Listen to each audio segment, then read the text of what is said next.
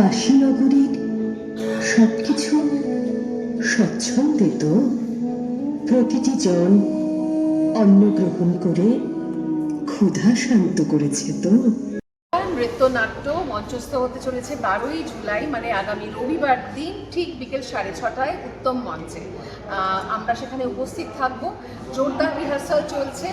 মা অন্নপূর্ণা এবং কাল ভৈরবের কথোপকথনের মধ্যে দিয়ে একটা অদ্ভুত জার্নি, যে জার্নিটা যদি না দেখতে আসেন মিস করে যাবেন। এবং আমি এইটুকুন জানি যে আমার 6 বছরের মেয়ে এই পারফরমেন্সটি, পুরো পারফরমেন্স একা বসে, আমার একজন দিদির সঙ্গে বসে পুরো অনুষ্ঠানটি আগেরবার দেখেছিল এবং তারপর সে অনেক প্রশ্ন করেছিল।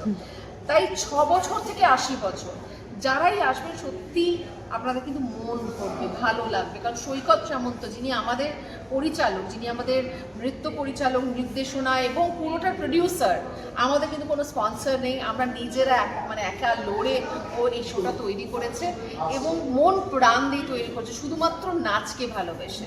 তাই আপনারা আশীর্বাদ করবেন, আপনার সঙ্গে থাকবেন, হলে আসবেন এবং যখন পর্দা সরে যাবো যেন আমি আপনাদের দেখতে পাই, এর থেকে সে কোনো চাহিদা নেই। পরিচালক যে আমাকে এই বেশে দেখেছেন, ভেবেছেন, এটাতেই আমি কৃতজ্ঞ। কারণ দেখ, অনেক স্বপ্ন থাকে, যেমন খুব ইচ্ছে ছিল ছোটোবেলায় বড় হয়ে দুর্গা করবো কোনো একটা, কারণ আমি নাচতে ভালোবাসি, আমি ভালো নাচি। এখন একটা সময় তো আমি শুধু নাচই করতাম। তখন যখন হয়নি, তখন একটা মনে একটা হতো যে কেউ ডাকলো না। এইবার যখন একটা হয় না, মানুষের ইচ্ছে থাকে যে এই রূপে আমি সাজবো, এই রূপে আমি নাচবো, সেই ইচ্ছেটা কিন্তু আমার সৈকত পরিপূর্ণ করে দিয়েছে। এবং আমি চেষ্টা করব আমার আত্মার যেটুকুন শক্তি আছে সেই দিয়ে মায়ের রূপ বর্ণনা করার, যাতে মাকে আমি ভেতরে পাই, যাতে মাকে আমি সকলের কাছে পৌঁছে দিতে পারি। আর মা যেমন বরদাময়ী, মা যেমন আশীর্বাদ করেন, সকলকে অভুক্ত রাখেন না, এবং ঠিক যেন সেরকমভাবেই আমি পারফরমেন্স আমার করে যেতে পারি। তাই আমার মা অন্নপূর্ণা পুজো করতেন, পাড়ায় অন্নপূর্ণা পুজো মা এবং কয়েকজন মিলে শুরু করেন। শেষ দিকে মা করতে পারতেন না, এবং মা থাকাকালীন বোধহয় মা অন্নপূর্ণাকে আমি এতটা আগলাইনি যতটা মা চলে যাবার পর আগলেছি। এবং কোথাও এই শোটাকে হ্যাঁ করাও কিন্তু মায়ের জন্যেই। এবং এই অন্নপূর্ণা কল্যাণ সুন্দরিকা করার পর কিন্তু বাড়িতে প্রথমবার মা অন্নপূর্ণার পুজো করি। যে উপার্জন করেছিলাম সেই উপার্জন দিতে প্রাউডলি বলছি। এবং এই যে এই শো থেকে যা আমি পারিশ্রমিক পাবো, সেটাও কিন্তু আমার মায়ের পুজোর জন্যই তোলা থাকবে। এবং এইটুকুই বলতে পারি, মা খুব ম্যাজিক্যাল, জানিস। মা খুব ম্যাজিক্যাল এবং ভীষণই করুণাময়ী, ভীষণ দয়াময়ী, ভীষণ ভালোবাসার একজন মানুষ। মন থেকে ডাকলে উনি সাড়া দেন। এটা কিন্তু আমি মায়ের পুজো করে বুঝেছি। আমরা মায়ের পুজো প্রকৃত কী করে কী করবো, যে পৃথিবীতে বসবাস করছি, চারদিকে যুদ্ধ, মানুষকে মেরে বোম ফাটিয়ে মানুষকে গৃহহীন করে মানুষ আনন্দ পাচ্ছে, সেই জায়গায় দাঁড়িয়ে রেপ তো কোনো ব্যাপারই নয়। আজকে শিক্ষা ছেড়ে দিয়ে আমরা যে মানুষ হয়ে জন্মেছি, এর থেকে তো কুকুর, বেড়াল, ছাগল, সিংহ এরা অনেক ভালো, কারণ তারা তাদের ধর্ম অনুযায়ী তারা কাজ করে। আমরা তো আমাদের ধর্মের বাইরে গিয়ে কাজ করব। এত কিছু কি লাগে জীবনে বাঁচতে গেলে? কেন বেসিক চাহিদার মধ্যে আমরা সংক্ষিপ্ত হই না? এখানে তো ভালো থাকতে পারি। আর ওই যে একটু আগে আমি তোকে বললাম কথাটা, sex education is essential.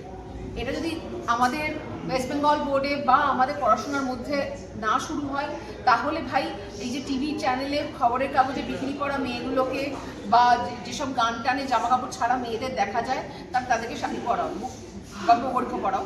Sorry, এই যে বললাম, এবার এটা ট্রোল হবে। ট্রোল হওয়ার দরকার। ট্রোলিংয়ের ভয় কি পাও এই মুহূর্তে যা চলছে আশেপাশে? ট্রোলিং হলে ফেমাস হবো? ট্রোলিং হলে আমি ফেমাস হবো বল? ট্রোলিং যারা হয় তারা তো ফেমাসই হয়। ট্রোলিং করুন, ট্রোলিং নিয়ে আমার কোনো সমস্যা নেই। বাট কথাটা হলো, একটা ভারসাম্য থাকা দরকার, যা আমার বাচ্চারা দেখছে আর যা বাচ্চারা করছে, যা বাচ্চারা দেখে বড় হচ্ছে তার মধ্যে। এক বিকিনি দেখাবে আর বলবে ভাই মেয়েদের দিকে তাকিও না, সেটা তো হতে পারে না। তাহলে সব জিনিসটা সঠিকভাবে একটা আলোচনার জায়গায় আসা দরকার। বাচ্চাদের সম্পূর্ণ অধিকার আছে তাদের শরীরে কি চেঞ্জেস আসছে, হরমোন কাকে বলে, কোথায় কি হয় সেটা জানা, সেটা চেঞ্জেসগুলো জানানো দরকার। সেরকম একইভাবে নিজের প্রোটেকশন কাকে বলে সেটা শেখানো, এবং সেলফ প্রোটেকশনের জন্য কী কী করা যেতে পারে। 4টে ছেলের সঙ্গে একটি মেয়ে কোনোদিন লড়তে পারবে না। Let's be very practical. তাহলে কি করণীয়, কীভাবে সরকার তার পাশে থাকতে পারে? সরকার কথা কি তার সেই মেয়েটি সেই মুহূর্তে মাথায় আসবে? তাহলে বাঁচাবে কি? ঈশ্বর? তোমরা সব ভয় পাই না, আমি তো মাঝে মাঝে লাইভে যাব, মানে আমার কারণ আমার মাঝে মাঝে খুব রাগ হয়, মানে আমার মনে হয় যে যারা সেই উচ্চতার শিখরে বসে আছে তাকে তুমি নিচে নামিয়ে তুমি কি উপরে উঠতে পারছো না তো। তুমি কুপমন্ড কি রইলে, কাজ নিয়ে কথা হয় না, ড্রেস নিয়ে কথা হয়। সেটাই তো বলছি, তুমি ড্রেস নিয়ে কথা বলছো, তার সম্পূর্ণ অধিকার, সেদিন ঋতুপর্ণা সেনগুপ্ত নাও হতে, তাও তার অধিকার আছে ওই জামা পরে ঘোরার, তাতেও তুমি বলতে পারো না। এবং একজন মেয়েকে ছোট করছে, সেটা তো আরো বেশি অশ্লীল, মানে আরো বেশি নিম্ন, মানে এটা কি তোমরা মিমিক্রি করছো রচনাদির, মানে মানে কি তুমি কি পাচ্ছ এগুলো করে, কি পাওয়া যায় এগুলো করে, কি এন্টারটেনমেন্ট, ভিউজ, ফলোয়ার্স তোমার ভাত জোগাবে? তাতে তুমি যে সমাজের কাছে নিজে ছোট হয়ে যাচ্ছে, একটা মেয়েকে ছোট করে তোমার মনে হচ্ছে না? আর তোমারও তো একদিন শরীরের স্ট্রাকচার বদলাতেই পারে, 40টা ক্রস করলে তোমাদেরও স্ট্রাকচার বদলাবে, 50 হয়তো 50-এর পর রিঙ্কেলসও আসবে মুখে, তখন সেগুলো নিয়ে অন্য মানুষ কথা বলবে, কিন্তু একটু মাথায় রেখো, থুতু ছুড়লে ভাববে সেটা তোমার মুখে এসেও পড়বে। কিন্তু এইটাই মানুষ এখন নিজেদের ভ্যালুস ভুলে গেছে, সেখান থেকে এখন হারিয়ে গিয়ে শুধু রচনাদিকে অ্যাটাক করা হয়েছে। আমি এক্ষেত্রে একটাই কথা বলছি, মাছ সিনিয়র তুমি, কোনো কথা সে মিথ্যে বলেনি। উনি আরবানায় থাকেন, ওই দলে যোগ দেওয়ার অনেক বছর আগে থেকে। দ্বিতীয়ত, উনি 7টা ল্যাঙ্গুয়েজে সত্যিই কাজ করেছেন, উনি 100-150টা ফিল্ম করেছেন, আর অমিতাভ বচ্চনের সাথে একমাত্র বাঙালি যিনি কলকাতা থেকে গিয়ে ওখানে শুটিং করেছেন, সূর্য বাদশা। হ্যাঁ, আর বাকি যাদের কথা বলা হচ্ছে তারা বম্বের হিরোইন, বাঙালি বম্বের হিরোইন, তারা তারপরে কলকাতায় এসে বাংলা ভাষায় কথা বলেছেন বা একটা সিনেমায় কাজ করেছেন। সুতরাং তার ক্যাপেবিলিটি নিয়ে আমাদের কোনো প্রশ্ন ওঠা উচিত নয়। যা উনি রচনাদি বলেছেন একেবারে ঠিক কথা বলেছেন, কিন্তু কী প্রসঙ্গে বলেছেন সেই প্রসঙ্গটা তো সবাই ভুলে গেলে, তাকে কি বলা হয়েছে সেটা তো কেউ মনে রাখলে না।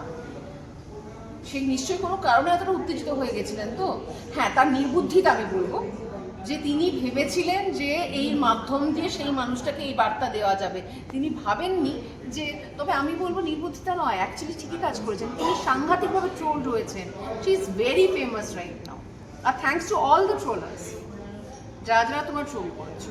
Thank you. রান্নাঘর আমার প্রাণের শো ছিল, এবং আমি সত্যি খুব আনন্দ করে আমি প্রায় 500-600টা এপিসোড কাজ করেছি, এবং আমার কোনো ক্ষোভ নেই। আমি খুব আনন্দ করেছি, শুটিং চলাকালীন খুব ভালোবাসা পেয়েছি, সম্মান পেয়েছি, এবং আশা করি ওদের যে এই মুহূর্তে শো চলছে সেটা দারুণ চলবে। কিন্তু আমি মিস তো করি, অবভিয়াসলি মিস করাটা তো পয়সাটাকেও মিস করি, সেটা ভুলবো। শেষে কোথায় দেখবে? কল্যাণ সুন্দরিকা 12ই জুলাই উত্তম মঞ্চে, ঠিক সন্ধ্যে 6:30টায়। প্লিজ তাড়াতাড়ি আসবেন, হলে টিকিট কেটে ঢুকে পড়বেন, যাতে পর্দাটা খুললেই আপনাদের দেখতে পাই। Thank you.